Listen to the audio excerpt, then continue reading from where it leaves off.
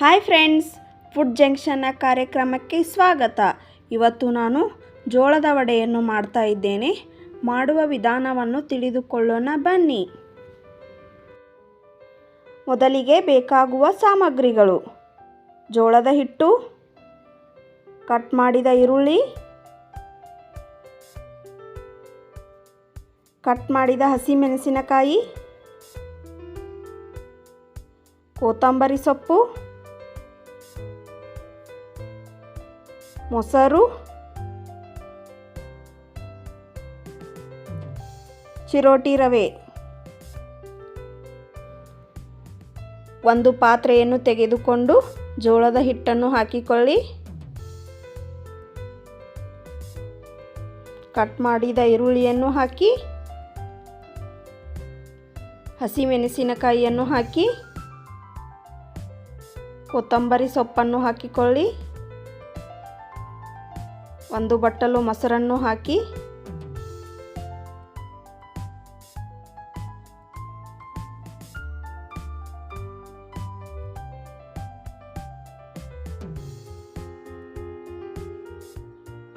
ರುಚಿಗೆ ತಕ್ಕಷ್ಟು ಉಪ್ಪನ್ನು ಹಾಕಿಕೊಳ್ಳಿ.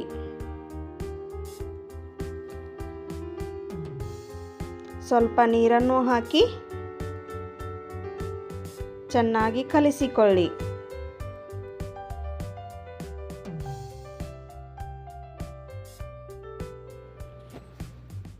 ಕಲಿಸಿಕೊಂಡ ನಂತರ ಸ್ವಲ್ಪ ಸೋಡಾವನ್ನು ಹಾಕಿಕೊಳ್ಳಿ.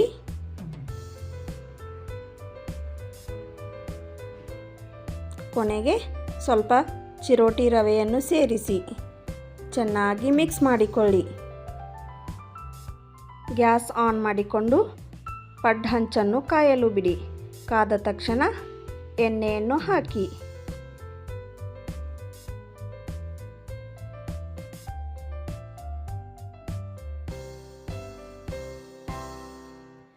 ಈಗ ಹಂಚಿಗೆ ಹಿಟ್ಟನ್ನು ಹಾಕಿಕೊಳ್ಳಿ.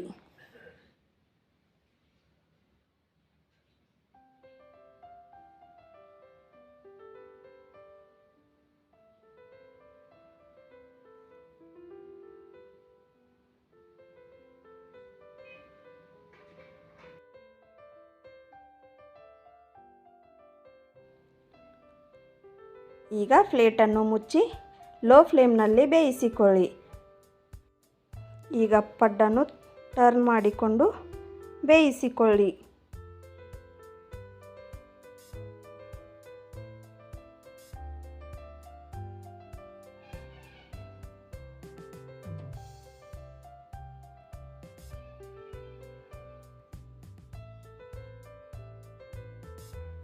ನೋಡಿ ಫ್ರೆಂಡ್ಸ್, ಈ ರೀತಿಯಾಗಿ ಜೋಳದ ಪಡ್ಡು ರೆಡಿಯಾಗಿದೆ.